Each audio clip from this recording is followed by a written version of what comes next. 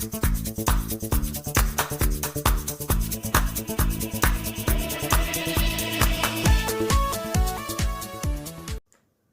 all, welcome back to my channel Gateway to Computer Science. Today's topic of discussion is types of operating system. If you're new to my channel, I would request you to subscribe to my channel and do like and share this video. Without any further delay, let's continue with today's topic of discussion. So we have different types of operating systems such as batch operating system, multi-program operating system, multitasking, also known as time-sharing operating system, real-time, distributed, clustered, embedded. So we'll actually talk one by one what each of these were actually doing, how they were performed and all of it. So let's talk about batch operating system. Batch operating system was the first operating system and it was the oldest. It was used in earlier times around 1960s. So batch operating system, in this operating system, what was happening was similar kinds of jobs were batched together and given for CPU for its execution of processing.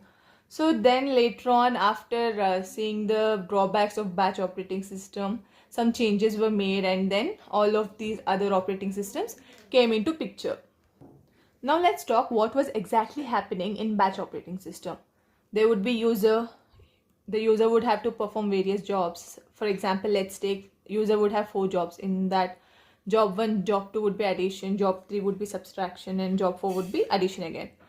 So what would happen was job 1, job 2 and job 4 are addition, that would be formed into batches, that would be performed at once, and then subtraction would be performed some other time. So what would happen here is, first the user would have to submit the job through an offline device such as punch card to the computer operator, and the user would have to go. The computer operator would see the jobs, analyze it and form batches.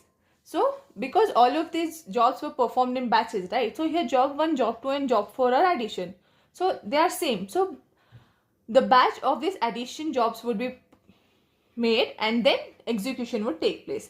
And then after execution, the output would be given and then the user would have to come to computer operator and collect the output. So now, okay, fine. Execution is taking place.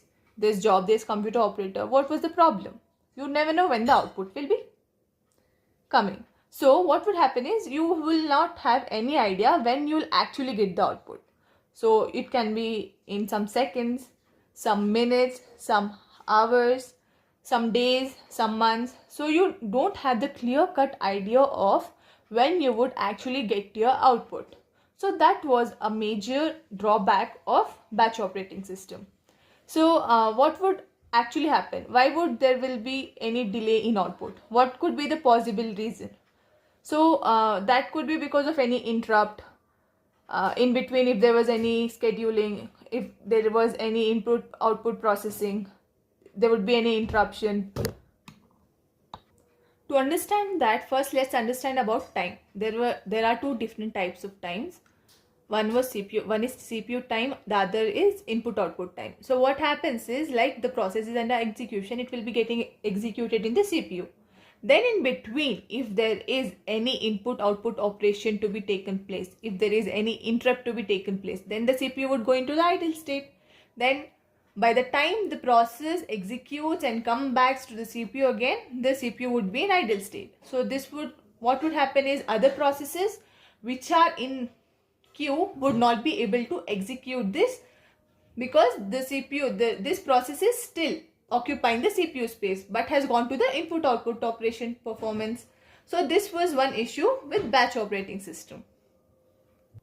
And there would be no preemption possible. Preemption means if there is any higher priority process, then the lower priority process would leave the CPU and give chance for the higher priority process to execute. So in batch operating system, there is no preemption possible. So the CPU would be in idle state until the input output request is handled.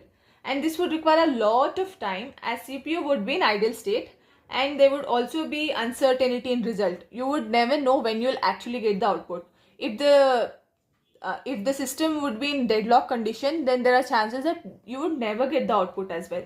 So this was the major disadvantage of batch operating system, and that's why we came up with other kinds of operating systems. Apart from that, there could also be one other problem, like for example, now when the job is getting executed, it is getting executed by the computer operator. User would have no role play when the job is getting executed.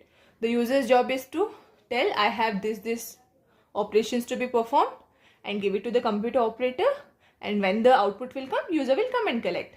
So when the job is actually getting executed, user is not present at that time. So if the job requires some user input, then for example, if you want to add two integers, the integers were supposed to be the user input, then it could be a problem. So that was the reason why batch operating system was not used. In a further video, we'll be talking about multi-program operating system and multitasking operating system. If you have understood the content very well and find it useful, please like and share the video. And if you have not subscribed the channel yet, please subscribe now. And thank you for watching. Have a nice day.